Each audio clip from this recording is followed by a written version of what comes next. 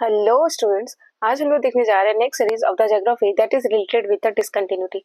पिछले वीडियो में हमने बताया था, समझा था कि किस किस तरह से डिसकंटिन्यूटी के एस्पेक्ट को आप देख सकते हैं कि अगर कोई भी लाइट रेज या फिर कभी भी जो सिस्मिक वेव्स है वो एक मीडियम से दूसरे मीडियम में जाती है तो वो रिफ्लेक्ट बैक करती है।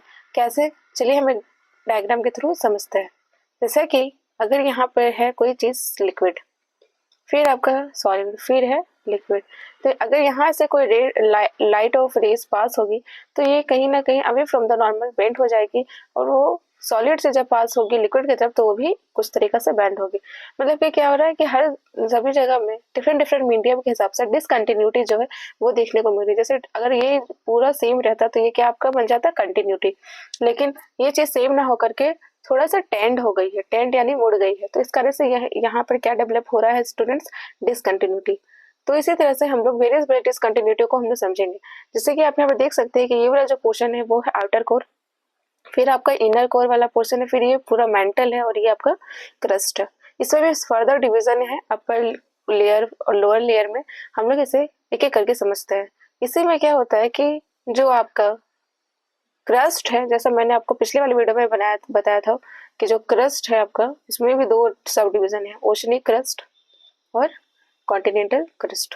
ओशनिक क्रस्ट का जो डेंसिटी होता है यानी घनत्व है वो ज्यादा है, ओशनिक और कॉन्टिनेंटल क्रस्ट की डेंसिटी जो है वो कम है। ओशनिक क्रस्ट की डेंसिटी अगर हम लोग नंबर वाइज देखें तो ये होगा 3.0 ग्राम अप्रोक्स 3.0 ग्राम पर सेंटीमीटर क्यूब, और कॉन्टिनेंटल क्रस्ट की जो डेंसिटी होगी वो होगी 2.7 ग्राम पर सेंटीमीटर क्यूब। ये भी आपका अप्रोक्स है। अप्रोक्स का मतलब हुआ कि ये कोई फिक्स नहीं है, हाँ हो सकता है कि कहीं वो चेंज भी कर जाए। चलिए हम लोग समझते हैं कि करके सभी डिसकंटिन्यूटी को, और इसे एक ब्यूटीफुल ट्रिक के साथ भी हम लोग समझने का ट्राई करेंगे। जैसे कि आप यहाँ पे देख सकते हैं कि सबसे पहला जो डिसकंटिन्यूटी हम यहाँ पे देखने जा रहे हैं वो है अपर क्रस्ट और लोअर क्रस्ट के बीच में, अपर क्रस्ट और लोअर क्रस्ट के बीच में, यानी दोनों क्रस्ट के बीच में भी आपका डिसकंटिन्यूटी देखने को मिलता है। क्यों? क्योंकि एक तरफ क्या है, ओशियनिक क्रस्ट है, एक तरफ है कॉन्टिनेंटल क्रस्ट, और जो आपका लोअर क्रस्ट है उसमें भी आपका सॉलिड पोर्शन आता है। इस कारण से क्या होती है कि जो वेव है वो आपका डिसकंटिन्यू हो जाएगी। सबसे पहले जो डिसकंटिन्यूटी बन रहा है वो उसे कहते हैं कॉर्नॉड डिसकंटिन्यूटी। क्या कहते हैं? कॉर्नॉड डिसकंटिन्यूटी।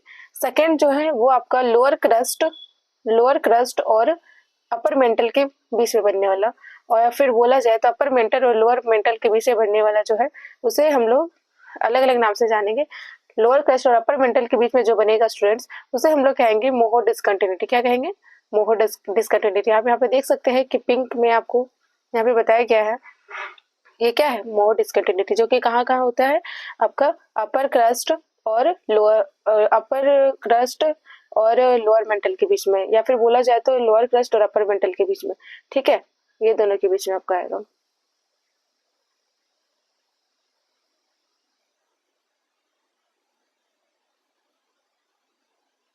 चलिए अब हम लोग समझते हैं नेक्स्ट डिसकंटिन्यूटी को है, जो है आपका रैपिड डिसकंटिन्यूटी। क्या है? Rapid discontinuity. रैपिड डिसकंटिन्यूटी जो होगा वो आपका अपर मेंटल और लोअर मेंटल के बीच का पोर्शन है, यानी अपर मेंटल वाला जो पोर्शन है और लोअर मेंटल वाला जो पोर्शन है उसके बीच के डिसकंटिन्यूटी को क्या कहेंगे? Rapid discontinuity. फिर हम लोग नेक्स्ट समझते हैं आपका गुटनबर्ग डिसकंटिन्यूटी। क्या होता है? Gutenberg discontinuity. गुटनबर्ग डिसकंटिन्यूटी आपका कहाँ पाया जाएगा? लोअर मेंटल और आउटर कोर के बीच में। लोअर मेंटल और आउटर कोर के बीच में आपको क्या मिल जाएगा? Gutenberg discontinuity. आप यहाँ पे देख सकते हैं कि ये जो है वो गुटनबर्ग डिसकंटिन्यूटी का ही फॉर्मेशन को दर्शा रहा है स्टूडेंट्स। ये इसके बाद लास्ट में जो डिसकंटिन्यूटी हम लोग देखेंगे वो आपका है लहमैन डिसकंटिन्यूटी। क्या होगा? लहमैन डिसकंटिन्यूटी, जो कि कहाँ कहाँ होगा? आउटर कोर और इनर कोर के बीच में, आपका आउटर कोर और इनर कोर के बीच में। आई hope you got clear this point. अगर मैं इसे एक ट्रिक के साथ याद करना चाहूँ तो चलिए ट्रिक देखते हैं। ट्रिक में आपको क्या होती है कि सभी चीजें आसानी से याद हो जाती है, जिसमें कि सबसे जो ट्रिक इसमें सभी डिसकंटिन्यूटी को याद करने का है वो है camera with girl. Camera with girl यानी कैमरा लड़की का कैमरा, या फिर कैमरा गर्ल्स को बहुत पसंद होता है, तो camera with girl. Camera girl से क्या हो जाएगा? सी से आपका हो गया कॉर्नर डिसकंटिन्यूटी, एम से हो गया मोहो डिसकंटिन्यूटी, आर से रैपिड डिसकंटिन्यूटी, जी से गुटनबर्ग डिसकंटिन्यूटी और एल से Lehmann discontinuity. I hope you got clear this point. This tricks is going to be helpful in your every concept that is related with this discontinuity. चलिए हम लोग समझते हैं next concept को, जिसमें हम लोग डिसकंटिन्यूटी को वेरियस एस्पेक्ट के साथ समझेंगे। स्टूडेंट्स, आप यहाँ पे देख सकते हैं कि वेरियस अगर हम लोग कंसेप्ट को देखेंगे तो फिर समझ में आएगा कि जैसा कि आप यहाँ देख सकते हैं कि वेरियस डिसकंटिन्यूअस को यहाँ पर दर्शाया गया है। तो इसमें सबसे पहला जो अभी मैंने आपको बताया वो क्या है, कॉर्नर डिसकंटिन्यूटी। फिर आपका ये कहाँ होता है, अपर क्रस्ट और लोअर क्रस्ट के बीच में। फिर आपका क्या होगा, मोहो का डिसकंटिन्यूटी। मोहो का डिसकंटिन्यूटी कहाँ होगा स्टूडेंट्स, क्रस्ट और मेंटल के बीच में। फिर आपका है रैपिड डिसकंटिन्यूटी। रैपिड डिसकंटिन्यूटी कहाँ है, अपर और लोअर मेंटल के बीच में। फिर आपका है गुटेनबर्ग डिसकंटिन्यूटी। गुटेनबर्ग डिसकंटिन्यूटी आपका अपर मेंटल या फिर लोअर मेंटल और आउटर कोर के बीच में आएगा। आउटर कोर यानी बाहर वाले कोर, जैसे कि दो कोर है ना इसमें, एक है आपका आउटर कोर और एक है आपका इनर कोर। तो इस आउटर कोर की बात मैंने कहा। फिर क्या है, लहमन डिसकंटिन्यूटी। लहमन डिसकंटिन्यूटी लास्ट में है, जो कि आपका आउटर कोर और इनर कोर के बीच का पोर्शन है। आई hope you got clear this point. इसमें आपको क्या होगा कि डिफरेंट डिफरेंट डिसकंटिन्यूअस को समझने में से आसानी होगी, और ये ज्योग्राफी के कंसेप्ट में बहुत ज्यादा इंपॉर्टेंट रोल प्ले करता है। इसी के कारण हम लोग seismic waves, primary waves, body waves, ये सभी वेव्स को हम लोग समझ सकते हैं, और अर्थक्वेक के फॉर्मेशन को भी समझने में से बहुत ज़्यादा हेल्पफुल मिलती है। चलिए हम लोग समझते हैं मैकेनिकल क्लासिफिकेशन। मैकेनिकल क्लासिफिकेशन में जैसा अभी हमने पिछली वीडियो में ही समझा था कि ये जो क्रस्ट है, क्रस्ट वाला पोर्शन जो है आपका, वो देखने को मिलता है ना। ये क्या है, ये आपका कॉन्टिनेंटल क्रस्ट। क्या है, ये क्या है आपका oceanic crust. I hope you got clear. फिर आपका अपर मेंटल है। अपर मेंटल और जितना भी क्रस्ट वाला पोर्शन है, ये सभी को अगर हम लोग मिला दे तो इसमें एक स्फीयर बनकर रहता है, जिसे हम लोग कहते हैं लिथोस्फीयर। क्या कहते हैं, लिथोस्फीयर। यानी इसमें क्या क्या, लिथोस्फीयर में क्या क्या इंक्लूडेड है आपका, ओशनिक क्रस्ट, कॉन्टिनेंटल क्रस्ट और अपर मेंटल। अपर मेंटल इसका सबसे ज्यादा इंपॉर्टेंट रूप है।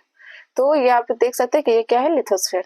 ठीक है, लिथोस्फीयर का डेफिनेशन कहीं पूछा जाएगा तो आपको क्या बोलना है कि ओशनिक क्रस्ट, कॉन्टिनेंटल क्रस्ट और अपर मेंटल वाला पोर्शन जो है वो आपका लिथोस्फीयर के अंडर आएगा। नेक्स्ट हम लोग समझते हैं एस्थेनोस्फीयर। एस्थेनोस्फीयर जो है स्टूडेंट्स, एस्थेनोस्फीयर में आपका वेरियस कंसेप्ट जो कि है मेंटल से रिलेटेड वेरियस कंसेप्ट इसमें आपको देखने मिलेंगे। इसमें जो है बेसिकली जो है वो लोअर मेंटल का बात कहा गया है। लोअर मेंटल अगर हम इंक्लूड कर दें तो वो हो जाएगा एस्थेनोस्फीयर। क्या बनेगा वो, एस्थेनोस्फीयर। फिर आपका है मेसोस्फीयर। मेसोस्फीयर जो होता है वो आप यहाँ पे देख सकते हैं कि ये जो है मेसोस्फीयर, वो आउटर कोर के पहले वाला पोर्शन यानी कि लोअर मेंटल वाला पोर्शन है। ये लोअर मेंटल वाले पोर्शन में आपको क्या मिल जाएगा, मेसोस्फीयर। फिर आउटर कोर और इनर कोर को अगर हम साथ में मिला दें तो फिर एक और स्फीयर बनता है, जो किसे कहते हैं हम लोग, बेरिस्फीयर। देखिए स्फीयर का मतलब क्या समझना इसमें चाहिए कि स्फीयर जो होता है एक दायरा होता है ना। जैसे कि हमने पढ़ा था एक बार कि एक होता है लिथोस्फीयर, एक हो रहा है हाइड्रोस्फीयर, एक हो रहा है एटमोस्फीयर। ये तीनों स्फीयर को जब मिलाते हैं तो एक नई स्फीयर का निर्माण होता है, जिसे हम लोग कहते हैं biosphere. I hope you got clear this point. तो इसी तरह क्या है कि अपना एक दायरा होता है जिसमें वो लोग क्या करते हैं, अपनी कैरेक्टरिस्टिक को दर्शाते हैं। बायोस्फीयर जो है वो बहुत ज्यादा इंपॉर्टेंट है, क्योंकि इसी में आपको वेरियस कंसेप्ट, जैसे कि इसमें मैग्नेटिक फील्ड या फिर आयरन के जितने भी अवेलेबिलिटी है वो उसको दर्शाते हैं, जो कि आपको आउटर कोर इनर कोर से ही रिलेटेबल है। आई hope you got clear this point. इसको भी हम लोग एक ट्रिक के साथ देख सकते हैं। जैसे कि अगर आप देखना चाहें तो इसमें लिथोस्फीयर है, एस्थेनोस्फीयर है और बेरिस्फीयर है ना। तो हम लोग यहाँ पर क्या बोल रहे हैं कि हमें क्या चलाना है, लंबरगिनी। क्या चलाना है, लंबरगिनी। लंबरगिनी सभी को पसंद होता है मैक्सिमम में। तो लंबरगिनी में आप देख सकते हैं कि ये क्या आ रहा है, लंबरगिनी में लंब का आपका जो ऑप्शन है वो आपका इसी से कनेक्टेड है। एल से आपका हो गया लिथोस्फीयर, ए से एस्थेनोस्फीयर, एम से मेसोस्फीयर और बी से barysphere. I hope you got clear this point. चलिए हम लोग समझते हैं नेक्स्ट कंसेप्ट को। जैसे कि यहाँ देख सकते हैं कि अब हम लोग एक एक करके सभी कंसेप्ट को समझेंगे। जैसे कि क्रस्ट के बारे में हम लोग सबसे पहले समझने जा रहे हैं। क्रस्ट में क्या होता है, क्रस्ट में अगर मैं बताना चाहूँ तो क्रस्ट का जो पोर्शन है स्टूडेंट्स, इसमें हम लोग वेरियस कंसेप्ट को समझ सकते हैं कि क्रस्ट किन किन चीज़ों से मिलकर के बना है। आपको कभी सोच में आता होगा कि क्रस्ट मिला किन किन चीज़ों से मिलकर के बना होगा। अगर ये ओशनिक क्रस्ट है और कॉन्टिनेंटल क्रस्ट में इंक्लूडेड है, देन समहाउ ये बहुत सारी चीज़ों से रिलेटेबल है। चलिए हम लोग एक एक करके समझते हैं। जैसे कि आप यहाँ पर देख सकते हैं कि कॉन्स्टिट्यूएंट ऑफ क्रस्ट अगर हम लोग समझना चाहें तो इसमें आपको क्या क्या मिल जाएगा। सबसे ज्यादा मेजर रोल प्ले करता है वो है आपका ऑक्सीजन। ऑक्सीजन क्या है? ऑक्सीजन, जिसका जो रोल कितना है 46% का रोल है, जो कि क्रस्ट से में मिलकर बना है। फिर आपका है सिलिकॉन। क्या है? सिलिकॉन। सिलिकॉन का रोल जो है वो 28% है। फिर आपका है एल्यूमिनियम। एल्यूमिनियम का जो रोल है वो जस्ट 8% है। फिर अदर में अगर हम लोग देखना चाहें तो इसमें आपको क्या मिल जाएगा? आयरन है, कैल्शियम है, पोटेशियम है और मैग्नीशियम। यानी ये सभी का रोल जो होता है वो हमारे क्रस्ट का डेवलपमेंट में बहुत ज्यादा इंपॉर्टेंट रोल प्ले करता है। आयरन का जो सिंबल है वो स्टूडेंट Fe होगा, कैल्शियम का Ca है, पोटेशियम का K हो जाएगा, सोडियम Na और मैग्नीशियम का हो जाएगा A। I hope you got clear. चलिए हम लोग समझते हैं नेक्स्ट कि कॉन्स्टिट्यूएंट ऑफ अर्थ। अब हमने देख लिया कि क्रस्ट किन किन चीजों से मिलकर बना है। अब हम लोग समझते हैं कि अर्थ किन किन चीजों से मिलकर बना है। तो इसमें आप देख सकते हैं कि आयरन कहाँ आपको मिल जाएगा? कोर वाले एरिया में। कहाँ पे? कोर वाले एरिया में। कोर में भी आपको दो कोर है, आउटर कोर और इनर कोर। ऑक्सीजन आपको एटमोस्फेयर में मिल जाएगा, है ना। एटमोस्फेयर में आपको ऑक्सीजन आपको मिल जाएगा। फिर सिलिकॉन जो है वो आप देख सकते हैं कि सिलिकॉन, अभी मैंने आपको बताया था कि लिथोस्फेयर जो है वो सिलिकॉन आपका क्रस्ट से रिलेटेड है, और ओशनिक क्रस्ट और कॉन्टिनेंटल क्रस्ट में मेनली जो रोल है वो सिलिकॉन का देखा जाता है। फिर अदर एलिमेंट में निकल भी आपका कहाँ पर है? कोर में। कहाँ है? कोर में। फिर मैग्नीशियम, यानी कि मैंने पढ़ाया था आपको पिछले वीडियो में कि सीमा से, है ना, सीमा और सियाल। अब आप बताइए कि मैग्नीज कहाँ पाया जाएगा? कॉन्टिनेंटल क्रस्ट में या फिर ओशनिक क्रस्ट में? चलिए क्रस्ट के बारे में हम लोग समझते हैं। क्रस्ट जो है वो क्या है? अपर मोस्ट लेयर और द थीनेस्ट लेयर माना जाता है। क्रस्ट क्या है? Upper most layer of the किसका है? अर्थ का। Upper most layer of the earth. Different type के रॉक यहाँ पे, यानी बहुत सारे यहाँ पे क्या मिल जाते हैं? पत्थर भी मिल जाता है, बहुत सारे डिफरेंट तरह के पत्थर। डिवीजन इसका अगर हम लोग देखना चाहें तो फिर आप देख सकते हैं कि इसमें आप लोग को अपर क्रस्ट और लोअर क्रस्ट में डिवीजन आप देख सकते हैं। जैसा भी मैंने आपको समझाया था कि अपर क्रस्ट जो है और लोअर क्रस्ट के बीच में जो डिसकंटिन्यूटी आती है वो कैसी डिसकंटिन्यूटी है?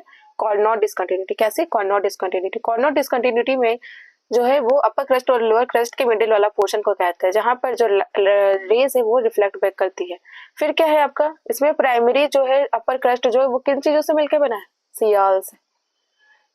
किन चीजों से मिलकर बना है? सियाल से। अब यहाँ पे उस क्वेश्चन का आंसर देते हैं कि यस, सीमा जो है यानी सिलिकॉन और मैग्नीशियम जो है वो आपने सही सोचा कि वो ओशनिक क्रस्ट का पार्ट है, पर सियाल जो है वो कॉन्टिनेंटल क्रस्ट का पार्ट है।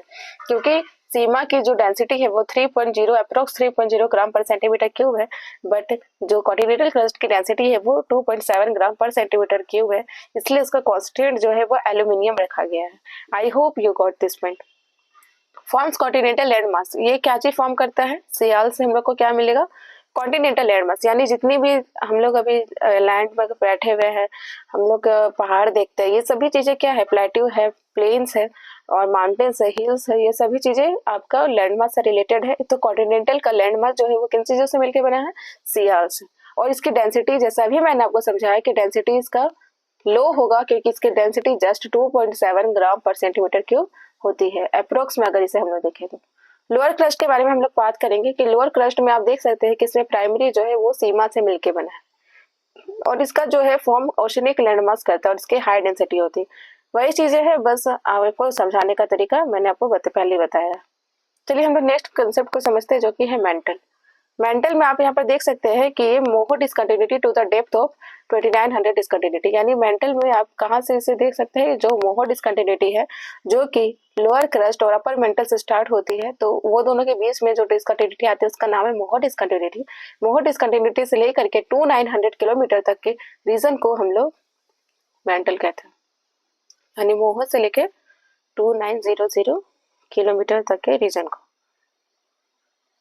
इसकी डेंसिटी कितनी होती है स्टूडेंट, 4.9 ग्राम पर सेंटीमीटर क्यूब। जैसे आपने देखा होगा कि मैंने अभी आपको बताया कि जैसे जैसे आप अर्थ के डीप डाउन जाइएगा वैसे ही डेंसिटी जो है यानी घनत्व जो है मास बाय वॉल्यूम वो आपका इंक्रीज होते जाएगा। इसी तरह से आपने देखा कि मेंटल का जो डेंसिटी है वो इंक्रीज हो चुका है, 4.9 ग्राम पर सेंटीमीटर क्यूब हो चुका है। अब इसमें देखेंगे कि हम लोग डिवीजन किस किस तरह से हो सकता है। जैसे कि अभी मैंने आपको बताया था कि जिस तरह क्रस्ट में डिवीजन है उसी तरह अपर मेंटल लोअर मेंटल में भी डिवीजन है, और इस बीच में भी एक डिसकंटिन्यूटी आती है जिससे कहते हैं हम लोग रैपिड डिसकंटिन्यूटी। क्या कहते हैं, रैपिड डिसकंटिन्यूटी।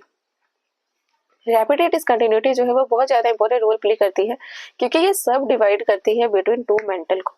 इसमें सबसे पहले जो अपर मेंटल के बारे में हमने समझना चाहेंगे तो फिर टेम्परेचर यहाँ पर जो होगा वो 500 to 900 डिग्री सेल्सियस होता है। अब आप इमेजिन करिए स्टूडेंट्स कि एक अगर बॉल ऑफ द वाटर को अगर आपको बॉईल करवाना है तो उसे 100 डिग्री सेल्सियस में वो जो वाटर है वो बॉईल करने लगता है। तो यहाँ पर जो अपर मेंटल की जो आपकी टेम्परेचर है वो 500 to 900 डिग्री सेल्सियस है, यानी कोई चीज वहां पर रह ही नहीं सकती, सभी चीजें क्या होगी, मेल्ट हो जाएगी, क्योंकि हाई टेम्परेचर के कारण क्या होता है उसमें जो कन्वेक्शन करंट राइज होगा और उससे क्या होगी, चीजें जो होगी पिघलना स्टार्ट कर जाएगी। More viscous than lower mantle, यानी जैसा कि इसमें आपका विस्कोसिटी क्या होता है, बहुत ज्यादा हाई होता है। विस्कोसिटी यानी चिपचिपापन, जैसे कि विस्कोसिटी का मतलब वो जैसे लावा को अगर हमने देखा वोल्केनो में तो वो जो लावा फर्स्ट टाइम जो इरप्ट हुआ लावा जो है वो इरप्शन के टाइम पे जैसा वो लिक्विड वाला जो पोर्शन निकला लावा वैसे ही क्या कहते हैं विस्कस, वो कितना विस्कस है, वो कितना गाढ़ा है, इस बात से हम लोग समझ सकते हैं, गाढ़ा बोल सकते हैं इसे एक तरीका से। ये लोअर मेंटल है एस्थेनोस्फेयर, और इसी पोर्शन में क्या आपको मिल जाएगा, एस्थेनोस्फेयर। एस्थेनोस्फेयर वही जो अभी मैंने आपको बताया कि वोल्केनिज्म का मेजर सोर्स माना जाता है ना, मैग्मा का इरप्शन का। चलिए हमें समझते हैं अब नेक्स्ट जो कि है लोअर मेंटल। लोअर मेंटल में आपका सबसे बड़ा खासियत ये है कि यहाँ की टेम्परेचर जो है वो उससे भी ज्यादा अधिक होती है, यहाँ पे 74,000 डिग्री सेल्सियस। अब आप समझ सकते हैं कि कितना ज्यादा high level of temperature increment होता है from deep down of the earth. अब हम लोग समझते हैं नेक्स्ट कंसेप्ट को जो कि है कोर। कोर में आप देख सकते हैं कि कोर का जो मेजर पोर्शन है स्टूडेंट्स वो किन चीजों से मिलकर बना है, निकल और आयरन से। ये बहुत सारी चीजों में भी डिवाइड किया, इन्हें भी दो पार्ट्स में हम डिवाइड कर सकते हैं, अब आउटर कोर और इनर कोर।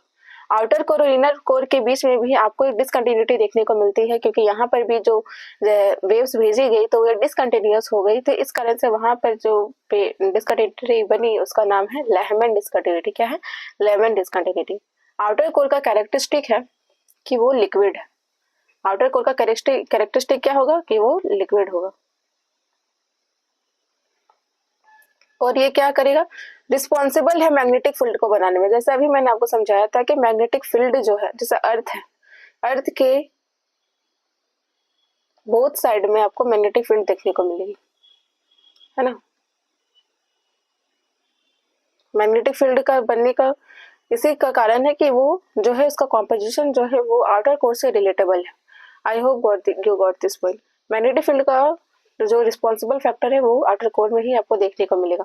नेक्स्ट हम लोग समझते हैं इनर कोर। इनर कोर में क्या आपको मिल जाएगा कि ये सॉलिड है, मेनली इसका पोर्शन वही है। मैंने आपको बताया था कि जैसे मैंने आपको समझाया था कि टेम्परेचर के बढ़ने से प्रेशर डिक्रीज होता है, लेकिन एक एक्सेप्शन है कि जब हम लोग टेम्परेचर के बढ़ने से प्रेशर भी इंक्रीज हो रहा है क्योंकि वहां पर डेंसिटी क्या हो रही है, इंक्रीज हो रही है। आई hope you got this point. चलिए हम लोग समझते हैं नेक्स्ट कंसेप्ट जो कि है टेम्परेचर, प्रेशर और डेंसिटी। जैसे अभी मैंने आपको समझाया टेम्परेचर क्या होता है आपका, temperature increases in the depth as depth increases, यानी जैसे ही आप गहराई में जाइएगा वैसे ही टेम्परेचर क्या होगा, इंक्रीज होगा। Rate of increases not uniform, यानी ऐसा नहीं है कि अगर यहाँ पे 100 डिग्री है कुछ दूरी पे 200 है तो यहाँ पर आपका 200 ही रहेगा, ऐसा नहीं है, ये डिसयूनिफॉर्म है। आप जैसे अंदर जाते जाइएगा वैसे टेम्परेचर इंक्रीज होते जाएगा। यूनिफॉर्म यानी एक जैसा होता है, नॉट यूनिफॉर्म यानी एक जैसा नहीं। अब हम समझते हैं सोर्स ऑफ हीट, यानी हीट का सोर्स क्या है, यानी वो इतना जो हीट हो रही है वो जो कन्वेक्शन करंट राइज हो रही है ऐसा क्यों हो रहा है, क्योंकि जो है फ्रिक्शनल हीट जो है वो रिलीज होती है कहाँ से, प्रीमोर्डियल हीट से। प्रीमोर्डियल और रेडियोएक्टिव डिके। रेडियोएक्टिव डिके का मतलब क्या होता है कि जो भी चीजें जो भी रेडियोएक्टिव मटेरियल से जुड़ी होती है जिसका यूज करके जो टेम्परेचर है अर्थ का वो बहुत ज़्यादा राइज हो जाता है और उससे क्या होती है कि चीज़ें मेल्ट हो करके और स्टार्ट हो जाती है आपका राइज होना। इस कारण से वहाँ के टेम्परेचर में बहुत ज़्यादा असर देखने को मिलता है और रेडियोएक्टिव डीके से क्या होता है, कन्वेंशनल करंट जो है स्टूडेंट्स, कन्वेंशनल करंट वो राइज होने लगती है और वो टेम्परेचर को इंक्रीज कर देगी। अब हम समझते हैं प्रेशर का रोल।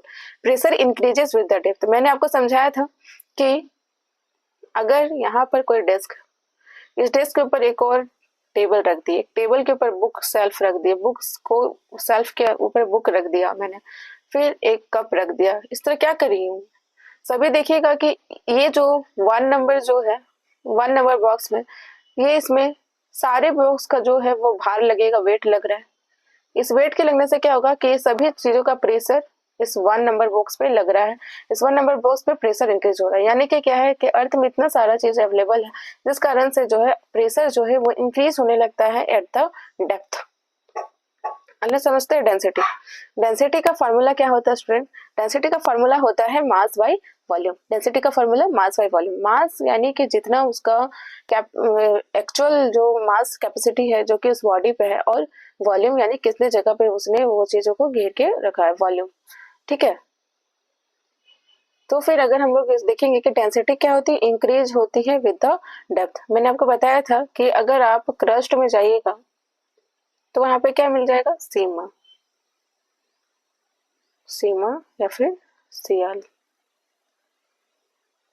और जैसे ही आप कोर पे चले जाइएगा वहां क्या मिलेगा, निकल और आयरन, निकल और आयरन। तो निकल और आयरन का जो जितना भी है आपका वो क्या हो रही है, डेंसिटी इंक्रीज हो रही है। देखिए सीमा की डेंसिटी इससे कई गुना कम है ना, या फिर आयरन की डेंसिटी से कई गुना ज्यादा है। आई hope you got this point. चलिए हम लोग समझते हैं नेक्स्ट कंसेप्ट को जो कि है टाइम जोन। टाइम जोन जो भी है वो भी डिफरेंट टाइम में हम लोग देख सकते हैं। जैसे कि अगर इसका एक इंट्रो ले तो टाइम जोन जो होता है स्टूडेंट्स, जैसे कि अर्थ जो है, मैंने आपको बताया था पिछली वीडियो में कि अर्थ जो है वो लैटिट्यूड और लॉन्गिट्यूडनली डिवाइडेड है। जिसे हम लोग कहते हैं, एक को कहते हैं इक्वेटर और एक को कहते हैं प्राइम मेरिडियन।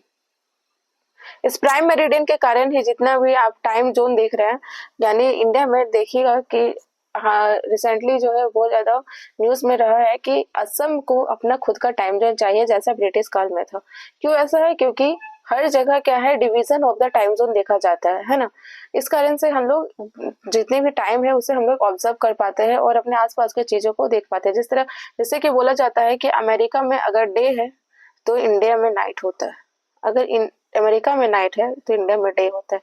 लेकिन टाइम जो है वो उसमें वेरियस कंसेप्ट में देख सकते हैं। इसी कंसेप्ट को हम समझेंगे। आज के लिए इतना ही स्टूडेंट्स। आज हमने बहुत सारे कंसेप्ट को समझा और डिफरेंट कंसेप्ट को भी एनालाइज किया। इसके डिस्क्रिप्शन में या फिर कमेंट सेक्शन में मैं इससे रिलेटेड एमसीक्यू भी अपलोड कर दूंगी, जिसे आपको सॉल्व करना है और आपको बताना है कि आपने कितना स्कोर किया। अगर आपको ये कंटेंट अच्छा लग रहा है then let me know in the comment section below and let's share and subscribe for more such content. Thank you.